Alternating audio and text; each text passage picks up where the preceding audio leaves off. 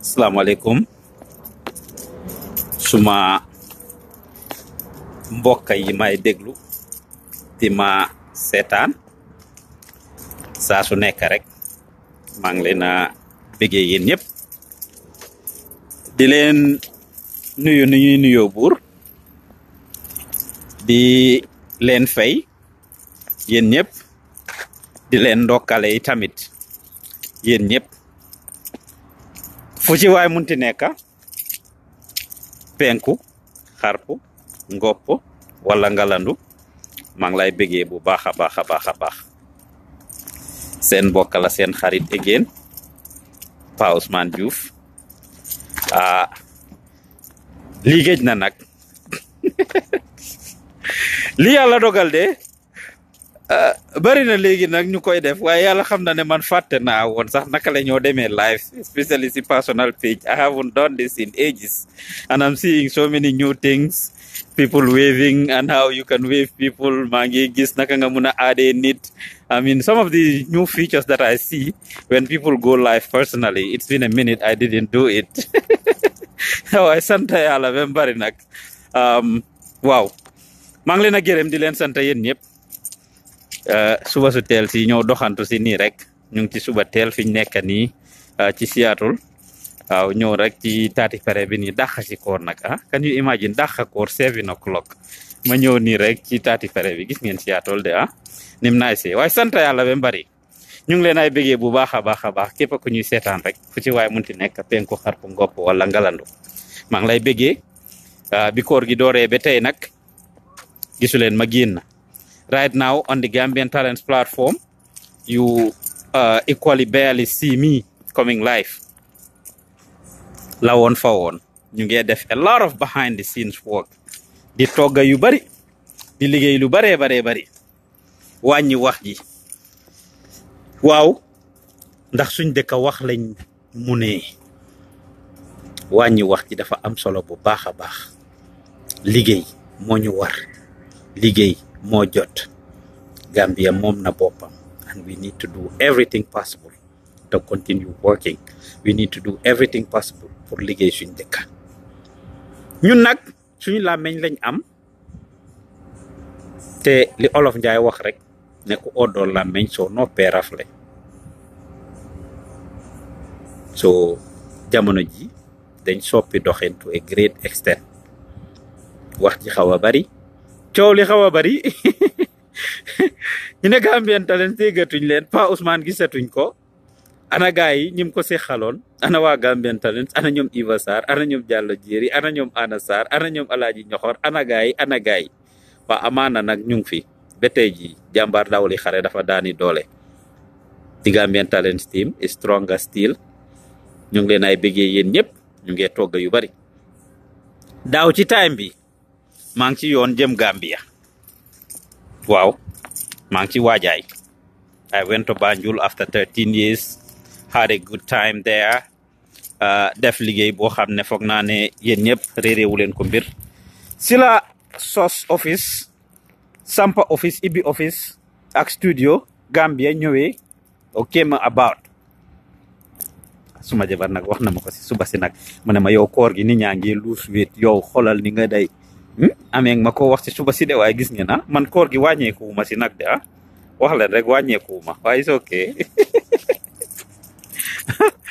jërëjëf Khady Faye nuyu naa la Ummi Tamba maa ngi lay nuyu bu baax suma broda Bala Kante si Alaska maa ngi lay nuyu bu baax a baax Mari Mbaye yaa ngi ci biir waagaan yaa ngi ci biir Albert maa ngi lay delloo njukkal yow tamit Pa Malick Seck suma broda bi yéen a ngi ci biir Khady Foun Senghor Pa Thiam maa ngi leen ay nuyu broda Moussa Savage ak Dr Diallo Assane maa ngi leen ay nuyu yéen ñëpp Cheikh Tidiane Suraxata albi buña bi jee Batman waagaan ak Mr Diaby maa ngi leen ay nuyu ñoo doxantu si nii rek dàq koor suba si teel si xam nga dàqi koor yi 7-8 o'clock fii ci Seattle waaye dellu si waat to the topic just want to keep you guys up to date with what we are up to ñu ngi togga lu bari di liggéey lu bari di wax lu ndaw ci jamono ji ndax suñ dëkk bi liggéey lañ soxla When I went to Banjul last year, ñëw naa initiate a new programme ni ma koy waxee called li ma gis Banjul. My nettali yu bari ci yi ma gis Banjul dafa change suma perception ci lu bari and gave me a completely different view. I decided to change the priority areas for Gambian talents. Ma seet yi nga xam ne soxla nañ ko ñoo fi daa wax nag. All of us now very much engaged. Ñun sax nit ñi dañ koy tooñee a Gambian talents yéen a ngi nii ci politics te yéen a waxoon ne yéen du ngeen def politics man ne leen loolu ku ko wax dafa fekk toppaloo ñu xamuloo ñu ndax suñ lu tax Gambia du dem show bi daay man we talk about politics on it. Ba tey ji specialize suñ programme si ñoo def yëpp it's not 100% politics. It's very minimal liñ cee def politics. We talk about a lot of things. Li ñor askan bi li saxal askan bi. Why you will see a lot of politics because ñi ñoo involved ñoo dealal ñëpp the whole Gambia now everybody talks politics freely. Te loolu lañ bëggoon and I think it's very important for that to continue. That trend needs to continue. People need to continue to do what they are doing. Ku nekk war ngaa mun a wax lii sa xalaat. Ñu wax ko ci njëkk ak teraanga ci yar ak teggin ne baax ak yaru lum la mayut rek du la ko xañ réew ak ñàkk kersa lum la xañut it du la ko may kon su loolu weesoo ma dellu si waat ci liggéey bi nga xam ne ñu ngi koo def dem naa Gambia ibbi nañ fa studio and we employed up to about 10 people for a start ñoo xam ne dinañ doon war a nekk ci mbedda mi di tambambalu ñu jigéen ñi waroon a dem di tambambalu ci mbedda mi am na nu doon demee ñu téye leen foye leen caxat leen yàqal leen seen àdduna ñu góor ñi waroon a nekk ñuy dem nekk ay am robbers probably ñuy dem di sàcca di fen di tappale di yàq réew mi waaye we made sure ne loolu yëpp we contribute our part in saving the life and livelihoods of 10 people young people at least ñu am luy xam ne dinañ ci jàpp I think that's a step in the right direction we cannot just be talking and critiquing our government jël yëpp ne dañ koy bàyyee gaay we have a responsibility kon for that reason I think that's a step in the right direction bu yàggut about a month and a half 2 months ago gis ngeen liñ initiate the new internship programme boo xam ne ñu ngi ko initiate we took 45 young people ñoo xam ne dañ demoon si back way bi delloo si waat we took them off of the streets ñoo xam ne dinañ doon toog di press ñoo xam ne jël nañ ay 130,000 150 200,000 dugaloon ko ci yooni back way bi ñu dem substitute ñu dellu si waat ci réew mi bu yàggut ay interview David Kujabi police PRO bi ci robbery bi nga xam ne mu ngi xewoon foofu ca money transfer place bi nekk foofu ca Kololi lu ma wax kenn si ñi de roboon place boobu noonu according to David Kujabi is a deportee from the USA. If you haven't listened to it, go back to the Gambian Talents page and you listen to that interview that I had with David Kujabi where I was talking about the security system in the country. A deportee.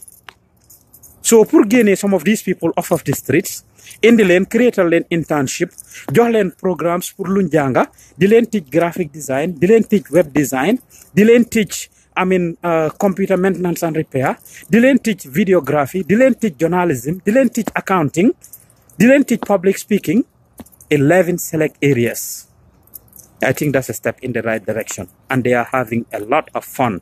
So ngeen ñoo toppa si Gambian Talents di ngeen gis gaay démba rek ki ñoo wax Favour Audion mu ngi start a new programme ki ñoo wax Mariatou Sarr in the next 30 minutes su ngeen duggee ci Gambian Talents page bi di ngeen ko gis mu ngi report they cover elections for us, they cover entertainment programs for us, they cover religious programs for us, they cover sports and all kinds of things. Ñu ngi jàng ñi jàng graphic ñu ngi def seen graphics ñi jàng web development ñu ngi def seen web development luñ bugg a jàng ku ci nekk si ñoom ñu ngi leen engage. So not only the back way returnees but mu am ñu bari ku mel ni Adama Jatta nga xam ne jeexal na school 13 years and has been sitting down they cannot have a job. People didn't trust her, people couldn't give her anything. Di xale bu jigéen ñu jël ko indi ko moom ak ñeneen ñoo xam ne ida jeexal nañ school mënuñoo am liggéey and nobody trusts them with anything wala ñoo xam ne boobu they are school dropouts and they need opportunities to be able to go far with their lives. Mënuñoo dem fenn ndax fépp fuñ ci dem ñu laaj leen fépp fuñ ci dem ñu jox leen problems fépp fuñ ci dem duñ leen trust because they are school dropouts for whatever reason either they were not able to afford pour fayal seen boppa school fees pour continuer moo tax ñu drop out wala am na yeneen challenges ci jigéen ñi ñoo xam ne ida dañ leen dañ jëloon biir wala si ñoo xam ne dañ dëgëroon boppa ñu decide pour bàyyi school. These are the type of people ñoo xam ne doo leen musa imagine ne dinañ dem pour jànga nekk journaliste doo musa imagine ne dinañ dem pour am opportunity pour nekk ay presenters ñoo xam ne doo musa imagine ne dinañ jàng naka la ñoo defaree website naka la ñoo defee graphic design naka la ñoo defee public speaking and all the other things, and we decided to give these type of people an opportunity for them to succeed in those areas. ñeneen ñoo xam ne ñu ngi leen a jàppale mooy ñan students of the University of the Gambia ak tertiary institutions yi nga xam ne ñu ngi jàng journalism ñu ngi jàng web development ak leneen, and they don't have the practical knowledge. Theories rek lañ leen a jàngal every year lu mel ni university bi we see them graduating 200-300 students from the university. ñu bari si ñi will be surprised that they don't have practical knowledge of what they are learning, especially journalism students yi, and you have heard them talk about this testimonies from when we interviewed them, from when they came on air, they have shared their stories. ñu bari si ñoom pour wax ne they don't have practical knowledge of li ñoo jàng. No wonder suñ toogee di critique Gambian journalists yi ne ana Gambian journalists yi du ñuy def seen liggéey xamuñ seen liggéey. Naka la nit di jàngee a course for 4 years 5 years 3 years graduate in it, and at the end of the day they don't have any practical knowledge. musul nga jànga journalism ne yow writer nga bugg a nekk te musulooy am benn practical knowledge pour dem si newspaper bindal newspaper ba am experience foofu. ngeen yow da nga bugg a nekk ay radio presenter musulooy toog si radio téye mic ne allo ngeen yow da nga bugg a nekk ay TV presenter musulooy toog si kanami télé pour def anything wala dem report anywhere. You don't have any practical knowledge of these things. kooku graduate from journalism, you think kooku dina mën a def liggéey bu rafet? Gambian Talents took it upon ourselves to bring some of these people on board our platform pour jàngal leen. So muy lu am solo ñu see kontaan di si dëkk. In addition to these trainings, yéen a ngi gis yeneen projects yoo xam ne ñu ngi koo def ku mel ni Kitaabu Fati suñ comédien bi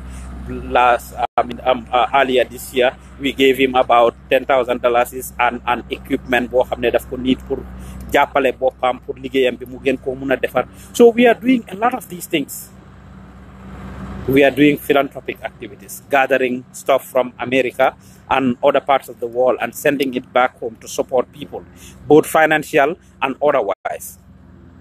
Dama am mbégte nag ak cawarte ne even the reporting we do when we go places we fix the problems, we try to contribute in fixing the problems instead of them xamal ni ñi seen problems yi rek uñu seen boot yeeg seen suturay te jàppale wuñ dem. In the next 30 minutes, if you log on to the Gambian Talents page, you will see our team going to the home of the former Ustaz or Imam Maska ki nga xam ne mooy Papi Mohawk nekkoon Fujitives borom Blog TV ak Moustapha Ka nga xam ne is a great web developer ak ñeneen great and responsible people ñoo xam ne about a month and a half ago seen kër dañ ko lakkoon ci pipeline foofu. The house was burned down to ashes by one of their brothers. It was a very sad news that we reported, and since then we did not only stop there, we decided to initiate a fundraiser for them. Yéen ñi nga xam ne yéen a jàpp ci fundraising boobu yéen ñi nga xam ne yéen a donate foofu, we collected about $500 in the next 30 minutes. Dinañ jël xaalis boobu noonu ñu présent ko to the Ka family, ñu jëndal leen ay jumtuwaay bagage yi toggekaay, jëndal leen ay liñoŋ ay diwlin ay maalo ak ñoom seen li nga xam ne dañ ko soxla ndax house bi was burned down to ashes ba nga xam ne they don't have anything ci jamono ji fuñ dëkka. According to Koraka nga xam ne dañ ko interview keroog mu ngi wax ne boxa kese la génnee foofu noonu mbuba mim sol sax nit ñi dañ ko may. You can imagine ñu amee woon fa ay télé amee woon seen kër bu baax amee fa seen i télé amee seen furniture amee seen lal yeeg seen living room waañ kitchen stuff everything you can think of ñu burn ko down to ashes. ñooñu noonu lañ ci am ci jamono ji nag ñu defal gaay daal fundraiser. Yéen ñi nga xam ne yéen a jàpp si fundraising boobu yéen ñi nga xam ne yéen a ci donate ñu ngi leen ay bégee bu baax a baax di leen gàcce nga laamal di leen gërëm di leen santa for contributing towards a worthy cause. di leen xamal ne seen xaalis yi nga xam ne yéen ak ñu ko donate seen xaalis yi nga xam ne joxe ngeen ko towards this project, inshallah you will see it in a little bit. xaalis yi nga xam ne donate ngeen ko di ngeen ko gis. Sister Anna Sarr maa ngi lay fay bu baax a baax jërëjëf waay. Sister Nene Lulaan maa ngi lay nuyu. laa yéen maa ngi lay nuyu bu baax a baax. Aminata Seka yaa ngi ci biir. Seydina Ousmane ak Fatmata Nourou ak Omar Riba yéen ñi ñuy topp yëpp. But this is the new Gambian Talents. Ka family bi seen kër gi dañ ko burn down to ashes by a brother of by one of their brothers to ashes.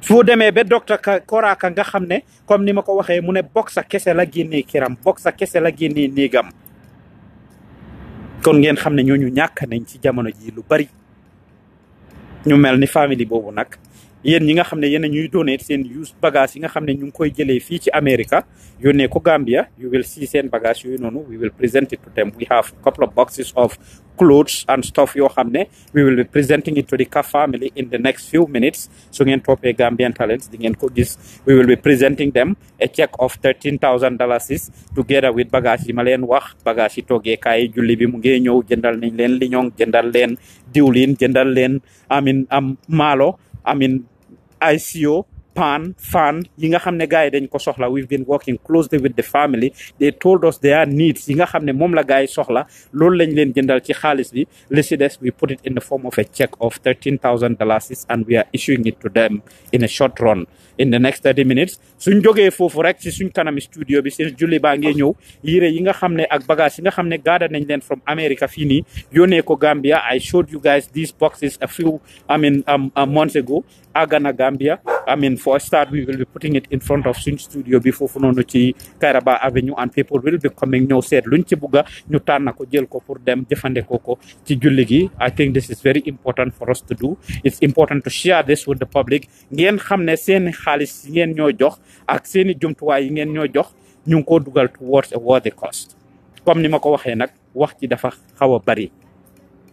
Now we are all talking.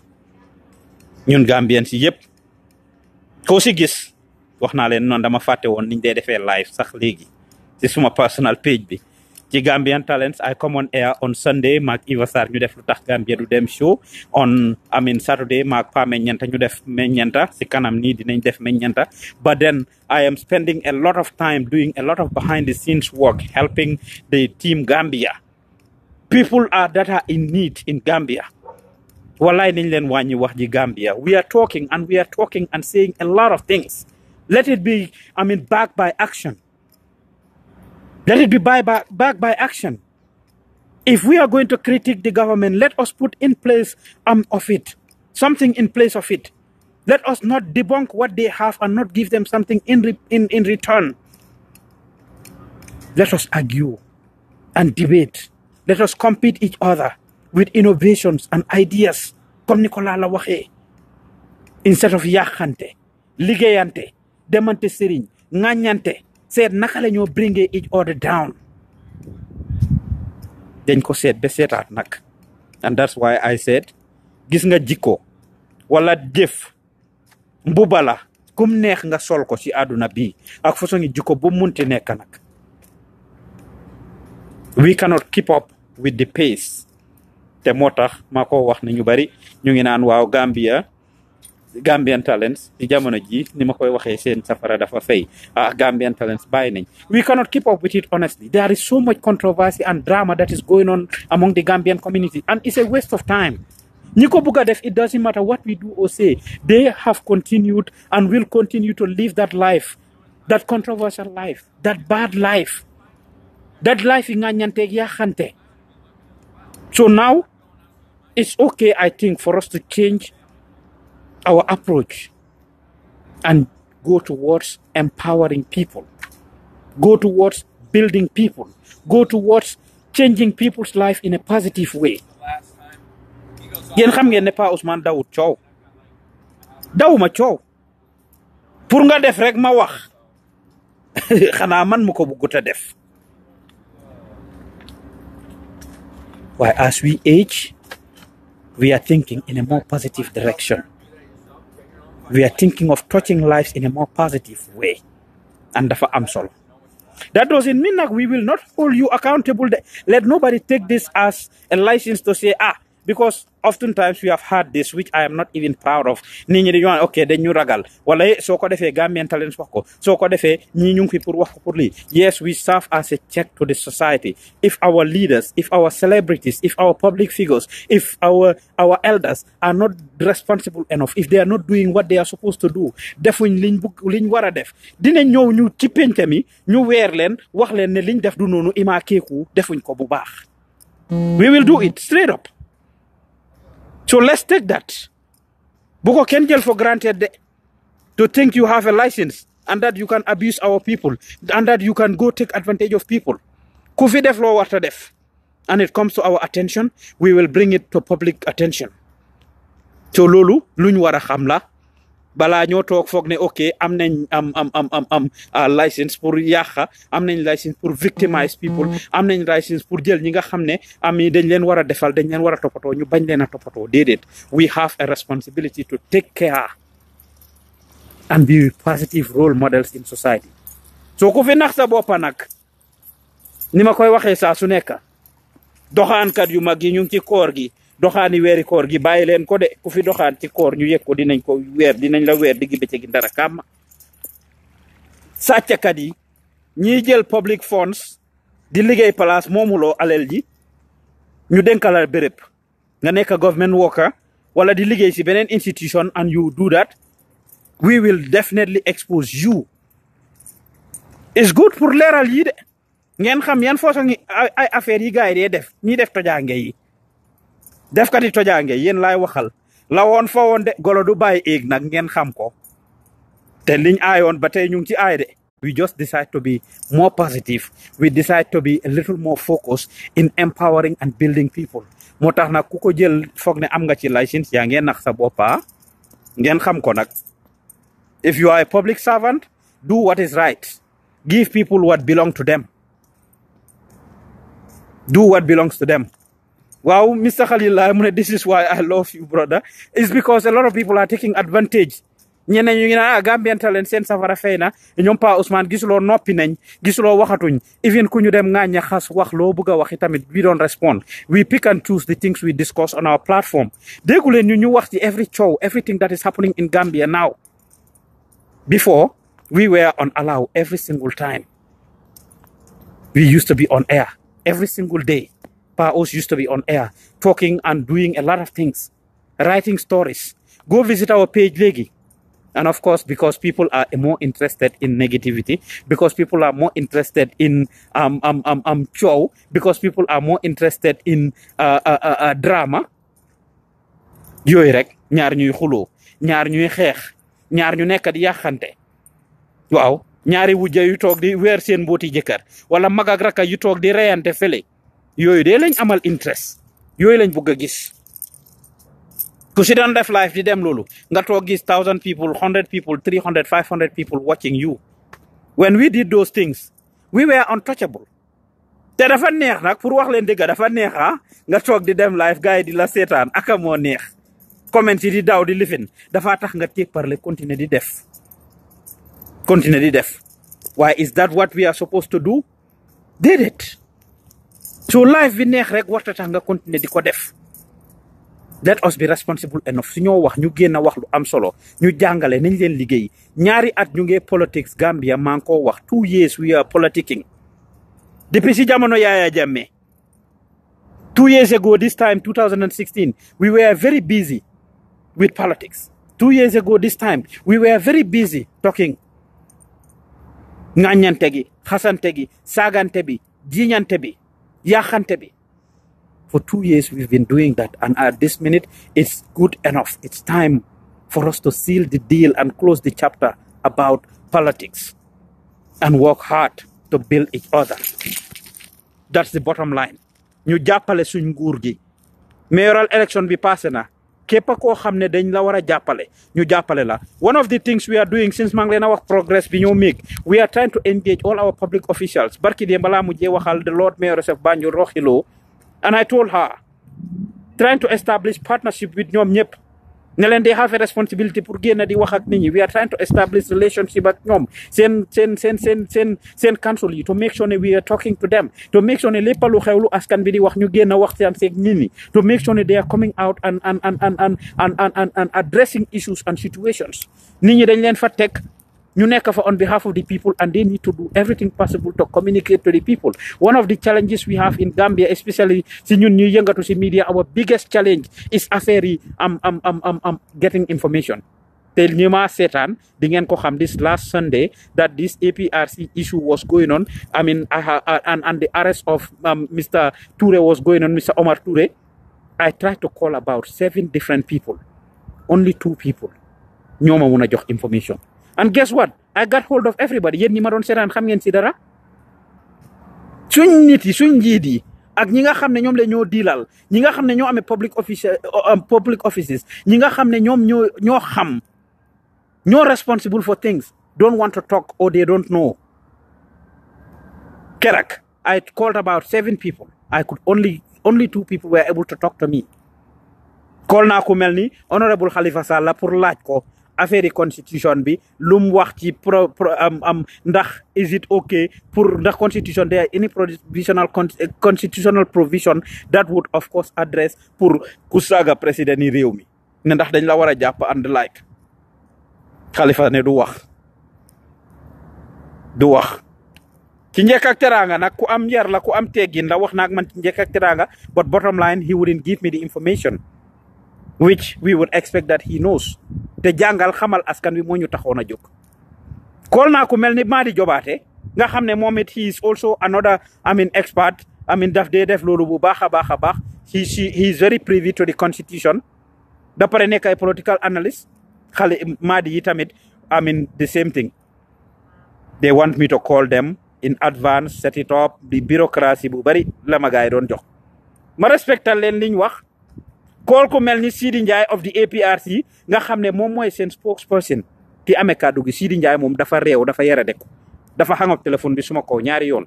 Kool ko man la Pa Ousman Diouf Gambian Talents yaa ngi live introduce suma boppa. Sidi ne ma I don't know you, so just because xamuloo ma yow da nga war a hang up téléphone bi suma noppa bi. Yëfi réew ak ñàkk teggin ak ñàkk fayda moo tax ma ne leen ñu nga place ba ba tey de pour ñëw rek xam say mbóot wala nga def dara ñu ñëw fii uññi ko wala wax ko. We can do it.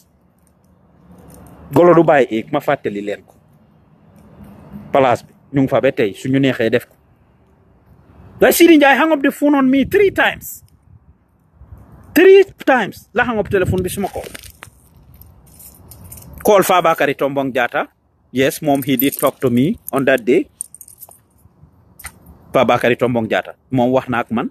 Call ko mel ni Madi Cissé of the UDP nga xam ne mooy di National Assembly member for Serekunda moom it wax na ak man ci njëkk ak teranga. I call David Kujabi nga xam ne moom mooy di PRO of the Gambia Police Force moom moo amee kàddu police yi lépp luy xew ci réew mi ci crime si lu nekk David Kujabi is the one in charge, is the one responsible, should be privy to information.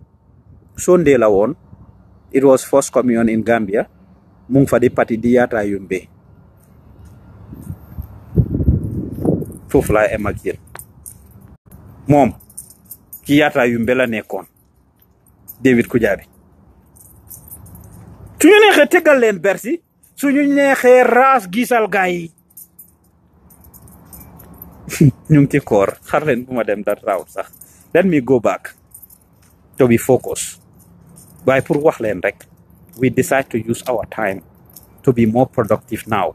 We address prominent critical issues that are affecting the country, that touch the life of the average Gambian. These are the things that we talk about now. These are the things that we address. These are the things that we deal with now. Suñ programs yi yëpp are there. Ñu ngi remodel and redesigning all of these programs. Ñu ngi leen a defaraat di seetaat di leen seggaat. Lépp luñ si defoon si mu baax ci programme dinañ continuer di ko def. Lépp luñ defoon ci loo xam ne luñ war a mun a wécci la dañ ko wécci. Jamono dafa dox te ñu war a dox ànd ak moom ci Gambian Talents nag we are here pour dox, and it is okay for us to change some of our ways, and we want to change for the better. We want to change to the better. We want to touch lives in a more positive way. so képp koo xam ne you are privy to information nga mun a def dara saa su nekk ma koy wax loo xam ne yow soo ko waxee dina defar dina jàngal askan wi dina xamal askan wi because Gambia foofu lañ tollu one of the things that we need the most is education and I've been emphasizing this for the longest we need to educate ourselves we need to educate our people that is the most we can do for our people and the current government if they were to ask me I will suggest and recommend for them to invest a lot in educating the public njàng mi doon start ci xale emut ci xale yi rek ñu gis ne xale yi 2016 I mean reports yi ñu jot I mean over 10,000 students yi nga xam ne ñoo sit for the WAEC exams only 400 and something less than 500 and something people ñoo si pass seen exam that is a shame to the government and it's a shame to the Gambia and the Gambian people including myself benn yow ma ci suma boppa over 10,000 xale sit exam and only 500 or less than 500 pass exam boobu that is a big shame so moo tax ñun we take it upon ourselves pour jàngal gaay it has to start from the grassroots level ñu dem seet xale yii nii school system bi syllabus bi ak li ñuy jàngal gaay ñu seet naka lañ koo defaraatee ñu seet naka la ñoo defaraatee school system bi to I mean better suit the country to make sure xale yi in the next 10 20 30 years ñoom by the time seen jamono jot fekk they will be able to do better than what we are doing saa su nekk ma wax leen lii Iva Sarr a ngi jos dugga si Sarr mu nuyu naa la she can be a witness every time ma wax lii ci radio bi every time ma wax ko ci lu tax Gambia du dem show bi we need education civic education is something I've been preaching as far back as I can remember suñ si education system bi dañ ko war a revamp a total overhaul lañ need of the education system of the Gambia jàngalaat xale yi nga xam ne ñoom fii ba seen jamono jot maa ngi leen a wax ne si li ñuy def si suñ jikko yi la ne leen yenn yi ma wax ko ñoom Iva ak Anna can bear me witness ne suñu rayoon the whole Gambian breed and breed a new Gambia since we are talking about new Gambia let's kill this old new Gambia right now Gambian si yi nga xam ne ñooy dunda si jamono ji and we breed a completely new Gambia dama ko daan wax gars yi di ree but it's very factual because si suñ jamono ji nii it's going to be hard for ñun to make progress so we should start investing in the future we should start investing into the young people we should start investing into preparing them pour ñoom seen jamono du jotee barki Dembo Njaay bi ñoo launch Truth and Reconciliation naka astafurlah I mean constitutional review committee bi si la commission bi si la président Barrow di wax ne moom he supports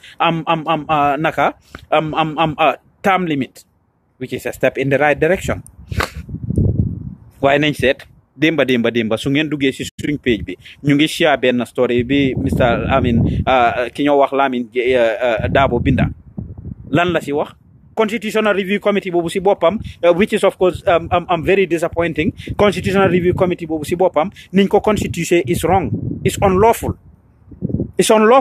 because ñi ci tànn texte yi ak ñi leen ko tànnal ak ñi leen tànn ak yëpp they are not mandated by law by constitution pour ñooñu tànn even though rafet na ñu ne dañ doon def inclusion dañ doon jël gars yi pour boole leen si boole si National Youth Council boole si civic society organisation si boole si yeneen institution people Gambian di seen boppa pour ñu gis si seen boppa pour ñu mun a constitution bi mun koo defal waaye do those people have the mandate non amuñ mandate bi pour def ko dem leen si suñ page bi di ngeen gis di full story foofu noonu li kooku binda moo tax jàng ak xam-xam rek a am solo fan lañ ci tollu ñan ñoo ko def président bi ak justice ak chief justice bi ak justice minister ñoo ko def seen mandate am lañ war a use ndax justice minister appointment sim def ndax moom moo leen war a def does he have the mandate to do them these are little things yoo xam ne moo tax jàng moo am solo nañ invest ci jàngal suñ xale yi because comme ni ma ko waxee Iva Sarr still can be a witness ma leen a fàttali saa su nekk ne si kër yi lañ jógee problème si ñuy def yëpp li ñuy def si office yeeg suñ place yi liggéeykaay yeeg everything si kër yi lañ jógee suñ jikko yuñ am si suñ kër yi nag moom la ñoo yóbbu noonu si biti suma papa Every Mbay ma wax mu ne ma billaay Pa Ousmane Gambian si aka ñoo waroon a am jikko kakataar foofu laay am ci affaire yi Every ak jikko kakataar gi boobu dinañ ci delluwaat naka la kakataar mel ci wécc ci doxin kon jamono dafa dox ñu war a dox ànd ak moom just because this is the way we used to do it 5, 10, 15, 20 years ago don't mean ne noonu lañu war a continuer di ko defee. We need to change. Let's invest in educating our kids. Let's invest in educating our people. ñu dem si mag ñi njàngam mag lu métti la civic education doone da ngaa jël anasar mi teg ko si amin ay tuugoog table ne ko kaay ma jàngal la ABC 1 2 3 wala jàngal la àdduna passé na foofu njabootam gu sew googu doy nañ ko ca xànjara pour raise those kids alone it's a handful. She's thinking on a daily basis how to put food on their table. So there are certain ways that and means that we should understand utilizing the media. Like Gambia si bopam right now online bi is the way to go, which of course President Barrow si bopam talk na wax ko on multiple occasions ne mom he is here online bi ak Gambians in diaspora ak ñu bari ñoko fi tek Facebook yeeg WhatsApp yeeg Messenger yi waaye dafa mel ni ñu ngi ko underestimate lu bari si ñoom. You look at it su demee ñëw bi mu tukkee nii ba ñëw jógee Brussels mu si mujjee ñu ngi gis Fatou Camara mu ngi report ne dafa dem si airport bi ne dafa dem si tarmac bi pour interview ko but Seni Marena of GRTS was the only person they could allow pour mu dem interview président bi. And you are supposed to be open to the media. Ndax xam nañ the kind of people that Fatou Camara have, the kind of followers that she has, the kind of followers that Gambian Talents have, the kind of followers who would have known about, whatever message he has to pass. But they only rely on GRTS. Li nga xam ne moom la Jammeh doon def. Lu bari they shut the doors and only open the doors for Gambian Talents alone. And astafurlah GRTS alone. Kon foofu lan lañ fa wécci? Lan lañ fa wécci? Public are supposed to be aware. They are supposed to know. You cannot go around and keep giving people the same thing. We should be able to change. Then wara soppi doxin ci jamono ji. Mag mënuloo koo jàngal ne danga ko toog ci classroom for the most part. Xanaa moom mu jëlal boppam initiative am de. xam ne ok lii suma interest la xaaral ma dem ma jàng nekk nurse suma graduate I should be able to do a lot of things when I graduate su ma doon liggéey di feeku $8 an hour dinaa mun a liggéey am di feeku $25-30 an hour boobaa interest am la dina dem pour pare pour jàng loolu pour toog si classe pour jàng nekk nurse dina pare pour dem defi leneen dem jàng nekk lawyer dina pare pour dem jàng nekk journalist nekk lii nekk lii but besides loolu you cannot have that. You cannot force people pour ne dang leena xamal civic education dang leena xamal lu loi réew mi wax dang leena xamal lii dang leena waxal lele duñ ko def tey duñ ko def ëllëg jëlal suma yaay Umi Andrews ngeen dang ko tegaat ci classe nga seen ndax dina la faale pour jàngal ko ne réew mi lii la wax su la police yi la su crime xewee sa area da nga war a cooperate ak police yi suñ la callee for investigation you are supposed to cooperate with the investigators da nga war a def lii da nga war a def lele sooy dawal ci trafic bi su light bi reetee da nga war a taxaw. These basic things is what our people need to know. Ne democracy is supposed to be live and let live. Xamal li nga xam nga jàppa si li nga jàppa nga try pour convince keneen gi pour mu gom li nga gom su ko gomutee lakum diinukum waliya diin na jàppa fi mu jàppa nga jàppa fi nga jàppa. You try to convince each other, you try to engage each other. That doesn't make you enemies. Unfortunately, we don't do that. We don't. soo buggee suma yaay Umi Andrews déglu loolu soo buggee mu toog déglu ko danga ko engage bàyyi ànd ak moom si li nga xam ne loolu la bugga ci lim bugga. Use the people that they can listen to talk to them. Utilize the media. Don't underestimate the power of the media and our potentials. We can make and damage anybody. And over the years, we have seen it. 2 years ago, si biir weeri koor bi company bi ñoo wax Africell over $4 million is la guy lose giving back to the people. When we wrote one story, less than 4 paragraph story, laa bindoon si jamono jooju, and it cost Africell $4 million. $4 million.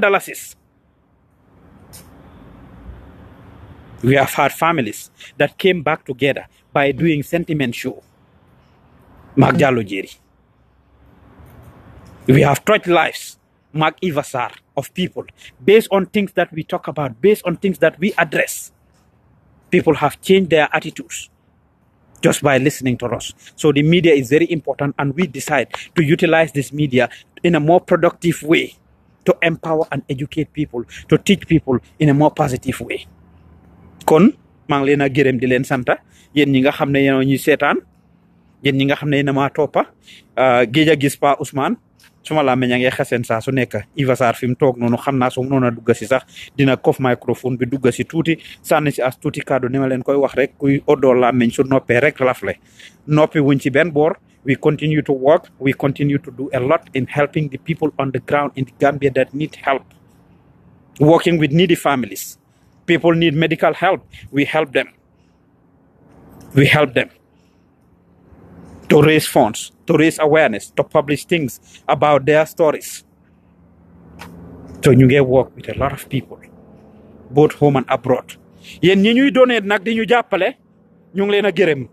We decide not to comme ni ma leen koy waxee saa su nekk su ma doon jël bribe wallahi ak koor gi nekk nii de kon léegi millionnaire la ndax li may def nii 12 years maa ngi koo def su ngeen gisee awma sponsors at Gambian Talents because I refuse to dogo anybody. I refuse to dogo anybody.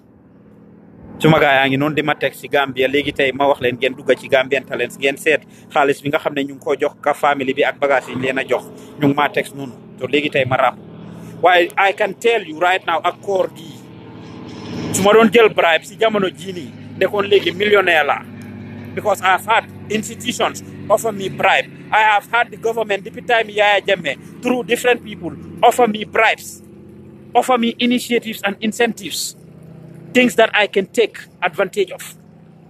I refuse to. Te ñi toog noonu so leen laajee they will tell you. Might be some of them are even watching me. Jéem nañoo seet naka lañ ma bribe to do things pour bu ma wax si ñoom buñ wax ci seen organisation si buñ wax ci seen institution si buñ wax li ñoo def. People have decided to patronize us and support us just to make sure ne duñ noppi. Those same people, some of them sat and heard us talking and say things about them. Képp ku ñëw pour jàppale ñu in any way dama la ko dee wax outright, no strings attached. So ñu jàppale tey ëllëg nga dem def naka sudut noonu we talk about it and we say it. I have had people ñoo xam ne dañ end up quitting or stopping because feel nañ ne suñu patronize eventually we will not talk about them. ñu dem ba si kanam ñu gis ñu def ay tajaange ay jaloore wala something and we talk about what they did and as a result they cease talking to us or dealing with us. So if I wanted to do that, I will do it. And I know of a lot of Gambian, institutions, media, etc., who are involved in these things. Nga xam ne dañoo patronize, képp ku leen patronize, duñ wax ci yow, duñ def ci yow naka sudut noonu. And when people are doing bad, they can decide to patronize you pour jàppale la to shut you up. That way ñu continue di def li ñoo def. Ndekoon am nañ ay sponsors yu dul jeex. But we choose to be here for the public. Motax we went ahead to register our institution as a non-profit public media institution that is here for the people. That is the new Gambian Talents. We are here for the people. We are here to touch lives. We are here to deal directly to Motax. Send support, of course, towards us is very important because we are not getting sponsorship from anything, from anybody. And that's one of the challenges that we are having right now. Liñ bugga def are enormous. Things are many. There are a lot of things we want to do. But we cannot do them without your support. So by sharing this video is one way of supporting us. By subscribing to our YouTube channel is one way of supporting us. By donating to us in cash or kind. So you donate to the finger, donate ko in Gambia. I told you we have about 10 young people ñoo xam ne ñu ngi leen employ in Gambia. I mean, Auntie Umi Ambrose yak ñoo seetaan dem nga foofu gis nga team bi jox nga ma feedback of how professional and positive they are. Biñ la interview si Semester Avenue bi ñu bari si yéen Dabaax Malik yaa ngi fa woon barki Dembo Njaay bi la Ramatulaay di interview si Tambambalu Sow bi jërëjëf Dabaax yow mi nga xam ne léegi nii soo seetaanee si ka family bi yére yi ñu jox Dabaax dafa jël yére africain yu baax jox ñu ko ak recorder. Of course we will be presenting all of those yére to the ka family tey jii su ko defee seen waxambaane ye góor ñi nekk ci kër gi ñu am luñ mun a jullee ci korité buy ñëw nii. Those are the type of things that we expect. Not one person, not two people, not 10 or 15 people ñu ñoo toppa ñoo mun a jàppale, but collectively we can do it. Ku nekk foo mu ne nga jàppale ñu foofu. We have the Wazi TV platform nga xam ne all Gambian content providers ñu ngi foofu noonu. Gambian Talents Promotion, of course, are on Wazi TV. You can watch us there. It was for free all this while. If you subscribe to it, instead of nga subscribe through other people, other countries, ñi nga xam ne ñooy provide this service, you can still watch all your Senegalese channel through Wazi TV, WAAZI, su fekkee ne yéen ñi nekk America la Wazi TV su ngeen demee wazi.com or Facebook ngeen search Wazi you can subscribe ngeen download the Wazi app. You can watch all content providers from Gambia through the Wazi app. You can watch us through your computers. You can watch us through your main screen, your big screen. You just buy the box and you will be able to watch Gambian Talents, all content. Dinga muna setan GRTS, dinga muna setan, Paradise TV, all these content providers from Gambia. Dinga muna setan from Fufunono.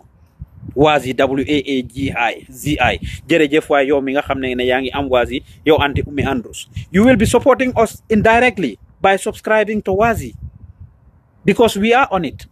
If you subscribe, you pay $15, $20, or you pay $118 or $30 for the year. That's the same thing you are paying to all these other providers. Thank you, Aunty Umi Andrews. That's one way you are supporting us indirectly.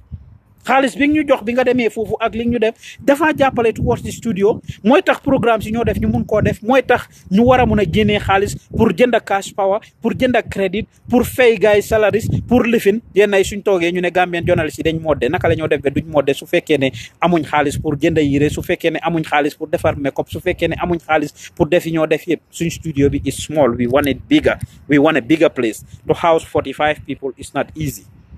And we are housing 45 young people, teaching them different skills at this point. Now, in the next 5 years, if those young people graduate, now that the government actually munge endorse, we have about 4 TV stations in Gambia now. GRTS mungfa bete, Paradise TV mungfa, QTV mungfa, Ahmadiyya Amnation TV, and there are more TV stations coming. So the demand for actually people working in the multimedia area is becoming more. So keep a train as a journalist. Ñun suñ la munta hire as Gambian Talents, we are preparing you for one of these institutions to hire you pour nga dem liggéeyal leen.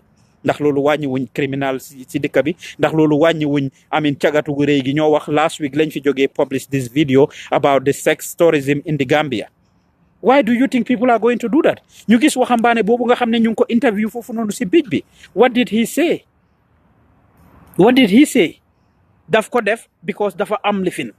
Dafa ñàkka he's poor and he wants to be able to help his family. As a result, he decided pour dem nekka caga bu góor tubaab yi di am ak moom sex góor ak jigéen nag di am ak moom sex. It's very nasty.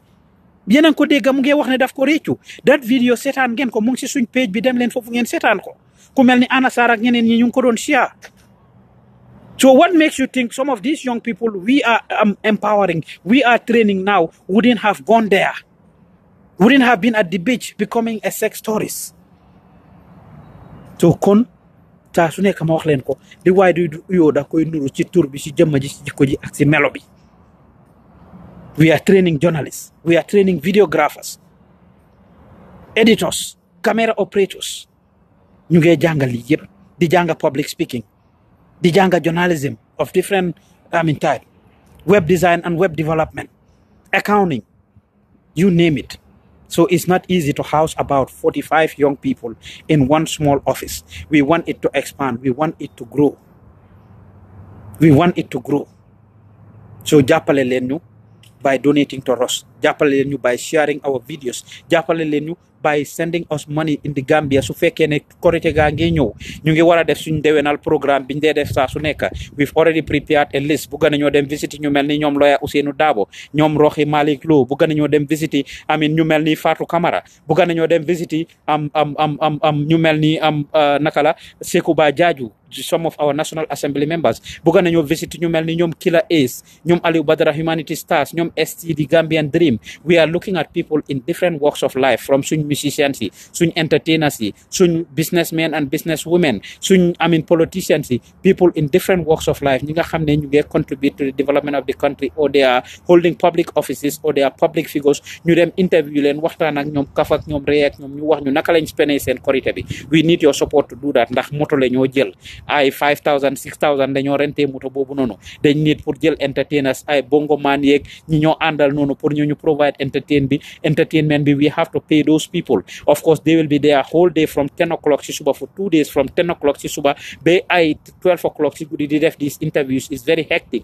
They need food, they need water, they need refreshment. I mean, we have the whole team that will be going to do these things. So it's very challenging. Of course, caravan bi ñoo jël, I mean, PA system beeg yooyu noonu yëpp.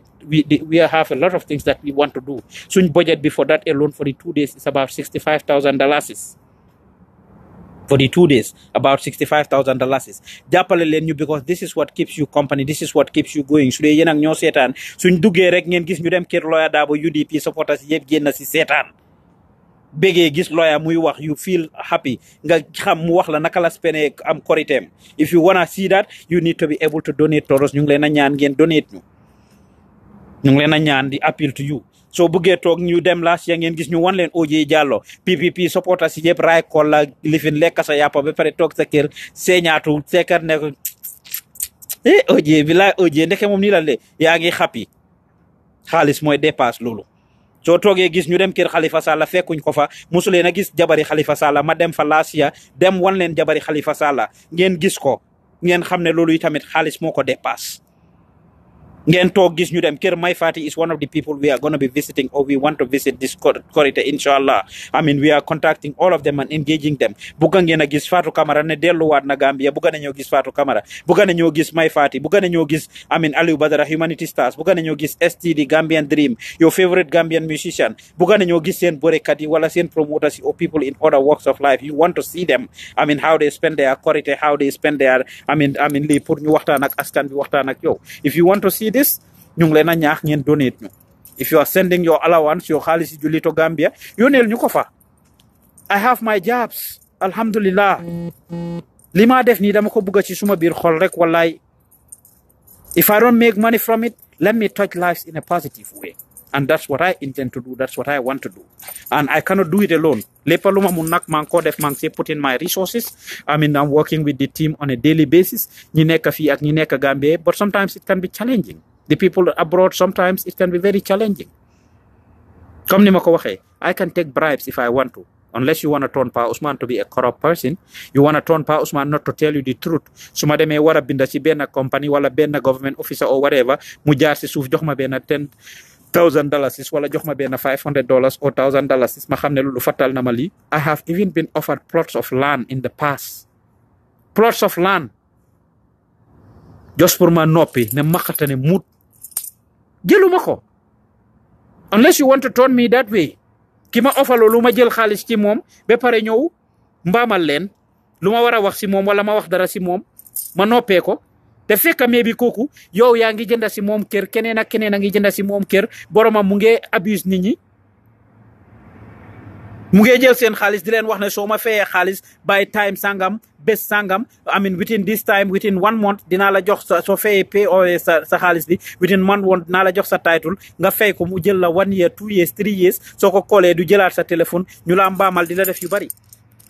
Unless you want me to take a piece of land from kooku man mu toppatool ma man suma kayit yëpp jox ma ko pour man ma maxate ne muut yow nga toppa ko di dogo si gannaawam ak ni nga woogee hard to get your money mu la mbaamal yow su la ko defutee def ko sa néebo wala def ko sa broda wala keneen koo xam ne yaa ngi am ak moom dara.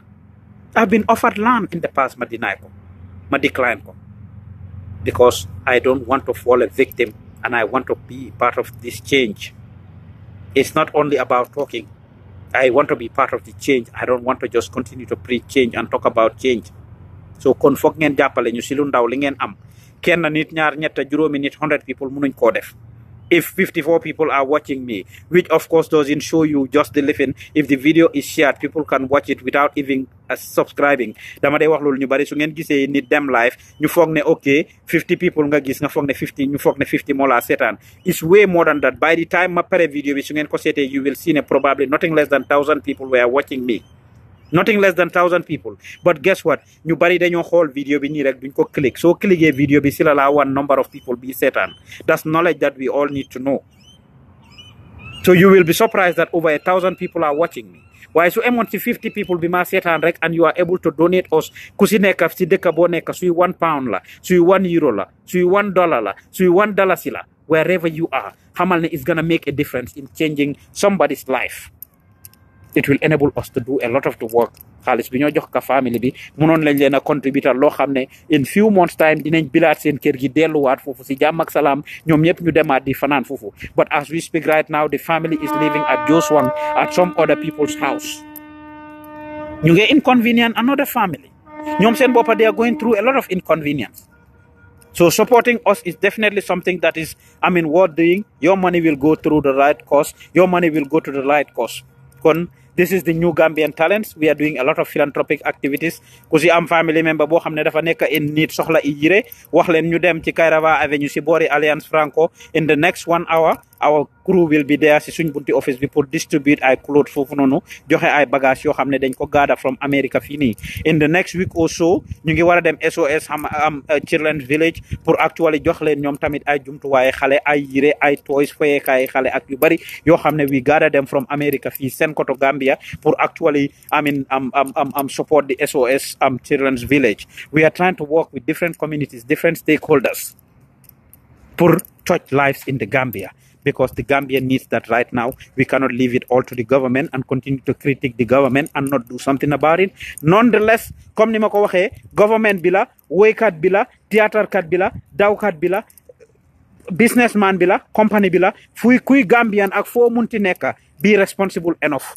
ngay def shipment to Gambia and at the end of the day ngay njuñ jaañ nit di jël seen xaalis di leen wax ne mun naa laa yónneel moto for $1,000 nga pare dem jël cheap shipment o xamuloo li nga def nga dem yàq gaay seen xaalis yi wala mu dem nga jël seen bagage yi jaay ko ne leen sa bagage bi dafa réer nangam ak nangam soo buggee ma fay la ko ci xaalis wala nit ñi di la kool nga leen a fitnaal jëluloo seen xaalis kuy def business ku nekk war ngaa pare pour def business bi soo xamee ne munoo ku mënul bawoo lu yàqu yowa kon fexe leen ngeen jéem a def the right thing man ma fexe jéem a def the right thing ku nekk si ñun jéem a def the right thing because suñ ko defutee suñ dëkk bi du dem kanam and we are not doing these things for ourselves. We should be doing it for our kids. We should be doing it for our loved ones. We should be doing it for the next generation. Let us all contribute in becoming positive people. This is the new Pa Usman. This is the new Gambian Talents. Next week Thursday la suma birthday inshallah. Happy birthday in advance. Su ko defee maga ngir di kasi si jamono ji so ñu soppi doxin pour contribute more positively towards the life of the people. Waa dégg ngeen suma jëf yi mu ngi kii sax ndax sedda bi tuuti yéen a ko gis dégg nga maam fi ñu nekk nii dafa xaw a sedda suba si teel lañ nekk nii ma ñëwoon pour dàqa koor fi ma nekk nii rek dàqi koor yi 7-8 o'clock dégg nga maam ci taati pere bi nii waaye dégg ngeen suma yëf yi sedda bi moo ma xaw a lifin nii so maa ngi génn fii but log on to Gambian Talents right now léegi nii as we speak suma gars yi dem nañ live ñu ngi foofu noonu ci ka family bi pour présent xaalis bi nga xam ne moom lañ leen a jox ak jumtuwaay yi nga xam ne moom lañ collect which yéen ñii di ñu seetaan yéen a ko donate yéen ñii di ñu toppa yéen a ko donate su fekkee ne you haven't donated before bul xeeb dama de am ñu bari su ma waxee ñoom xay xam nga man maa ngi lifin su ma lifinee dinaa la donate dama foog ne $5-10 loolu mutul dara su ma gënee jekku dinaa la yónnee dinaa leen support déedéet it means a lot soo ñu yónnee $10 loolu $500 yi la jëndal nañu crédit pour one day pour def benn programme fayal na gaay pass pour ñu jógee am Banjul dem Serekunda dem investigate benn programme wala dem investigate benn project or something loo xam ne dafa nekk di affect dëkk bi that you are very passionate about that you need to know about rawatina yow mi nekk bitim réew nga xam ne li ñuy def moo lay wéttale it's not cheap right now as we speak fi ma dëkk ci Seattle rajo bi ñoo wax KUOW moom laa doon déglu every month every quarter they have their annual membership drive, their quarterly membership drive. People call and raise over $1 million, $2 million, $3 million in 1 week. They do it every quarter. They raise millions of dollars. ñi nga xam ne ñooy déglu public radio ñoo si njëriñu te lu waay yoo dang ci every penny counts kon jàppale leen ñu ngi am PayPal account ku ma si contact dinaa la jox PayPal account bi ñu ngi am GoFundMe account Facebook léegi dañoo accept donation and it's very secure through the Facebook donation tab xaalis bi ñu reesal ka family bi yëpp through Facebook lañ ko reesee it's very easy and simple you just go in there mu laaj la sa debit credit card information nga enter ko and you are very good to go so if you log on to the Gambian Talents page right now you will be able to see these things. Like I said, unless you want to turn Pa Usman, pour muy jël bribe, unless you want to turn me to take bribes, you want to turn Gambian Talents pour ñu corrupt. Te su boobaa dëkk bi du mos a wécceeku. Say doom ak say set ak sumay doom ak sumay set duñ dem kanam. I can take bribe. I can take people that patronize me, people that come to support me, give me support here and there, foog ne dama dox ci seen waaw. I can go with those people. am na ñoo xam ne am nañ ko mun nañ koo def waaye they want me to endorse them, they want me to continue to support them, they want me to continue to do things for them, and I refuse to take these bribes, I refuse to endorse these people, I refuse to do what these people are doing. I refuse to fall a victim of their money or their resources. am na ñoo xam ne it doesn't take them anything. I said this and I will emphasize it again pour ngeen jàpp si. So ñu ngi leen ay gërëm yéen ñi nga xam ne yéen a ñuy donate, yéen ñi nga xam ne yéen a ñu jàppale, yéen ñi nga xam ne yéen a ñu dooleel. Duggaleen ci Gambian Talents Promotion Facebook page bi léegi. One way of supporting us is by subscribing to our page. And if you subscribe, that will help. If you own a business and you want to target Gambians, yes. We are growing and we have over 80,000 followers. We are growing on a daily basis. And of course, we have diverse people who would be privy to your products and services. Advertise with us. You are not doing us a favor. Dañoo jàppale wante ñu partner. Ñu jàppale la nga jàppale ñu. And at the end of the day, we'll be able to make money. So however much money, whatever amount you have, is not too small. So ko amee in Gambia, 200, 300, 500,000, $2,000 is 10,000, 1 million, donate it. It's going to go to a worthy cost. It's going to go to a worthy cost. So ko amee in the diaspora, nga mun ko donate through Facebook, through GoFundMe, through wala boog yéen ñi nekk ci dëkkay sax Angleterre, ñoom Anna ak Eva Sarr ñu ngi fa. We have different accounts yoo xam ne you'll be able to donate your money to us through a bank transfer. America fee the same thing. We are banking with Bank of America, Chase Bank, Wells Fargo. You will be able to donate to us through these banks. So definitely, I think nobody has an excuse. So nekkee biir Gambia soo amee bagage yoo xam ne soxlaatuloo ko, be assured ne am na ñoo xam ne dina leen jëriñ. waxuma ne nit ñi dañ war a donate duñ soxla wut waaye loolu soxla loo xam ne of course am nga si ñaar wala ñetta, you should be able to donate the rest towards a worthy cost. soo amee bagage yoo xam ne soxla loo ko, ay yére ak ñoom seen, soo ñu ko joxee yow soo xamutee ñoo koo jox wala ñu koo soxla, we will be going to the villages soon to give people these resources, to give people these things yoo xam ne dina leen jàppale bu baax a baax a baax. kon ñu ngi leen ay gërëm di leen santa, di leen ñaax ngeen jàppale Gambian Talents in Gambia project si foofu. ak ci bitim réew dañoo toog suñ computer yi di yàqu, dañoo toog suñ mixer yi di yàqu, suñ microphone si internet biñ war a fay, software yi ñu war a jënda, and all the other things you want to they are very expensive to bring to you the programs. Last week, Bima called Nyom Khalifa Salah spent about $75 to call all those 7 people who melni Sidi Njai di hang up telephone with small number multiple times. Ngeen xamne lolu yep credit mo don dem te Skype credit that is expensive. Number yi ngeen use for call, from Angleterre, from USA, from everywhere. These are very expensive numbers too that we pay for every month. So everything we do is expensive and it's not free. We choose not to take bribes. Kon jàppale leen ñu su ngeen ñu jàppale institution bi dina dem kon laggal leen léegi ngeen dugg ci Gambian Talent Promotion ngeen seetaan team Gambia efforts yi nga xam ne ñu ngi koo def ak présentation bi nga xam ne ñu ngi koo def fële ci with the Ka family right now maa ngi leen a gërëm di leen santa di leen wax ne Eid Mubarak julli gaa ngee jege si nii nag xam naa ne pol yeeg joolaay moom kontaan nañ bu baax a baax a baax ci jamono jiñ toll nii Eid Mubarak yéen ñëpp maa ngi leen a baalu àq ci beneen yoon yéen ñi may seetaan képp koo xam ne tooñ naa la in one way or the other maa ngi lay baalu àq nga baalal ma àq yow it soo ma tooñee man baalal naa la di ñaan yal nañu yàlla boole baalal incha allah commencé nañ koor gi ci bisimilahi rahmani rahim yal nañ ko jeexal ci alhamdulilahi rabil alamin lépp luñ ci jaamu lépp luñ ci def ci lu baax yal nañu ko yàlla nangul lépp luñ ci def ci loo xam ne neexut koy tamit wala muy safaan suñ mata di la yal nam ñu jéggal yal nam ñu jéggal yal nam ñu jéggal lépp luñ ci def ci lu baax rek yal nam ñu ko jël defal ñu ko am ay yool yu bare bari aji jiitu yal na leen yàlla xare ajana yal na leen yàlla yërëm te seddal suuf seeni kaw